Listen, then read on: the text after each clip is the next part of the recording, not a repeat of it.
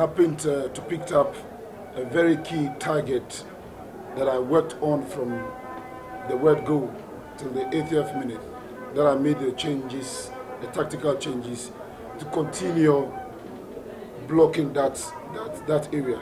That's the left flank of the KCCA, which is the most powerful areas that I think that they operate.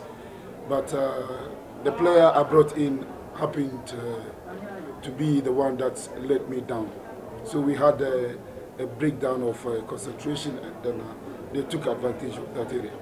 Character, you see, these kids showed us that, you know, they believed, despite the fact that they played against a very organized side, like I told you.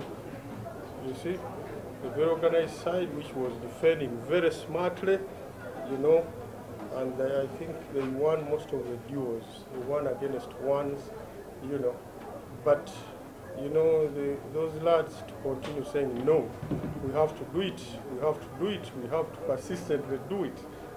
You see, that is the other side of it.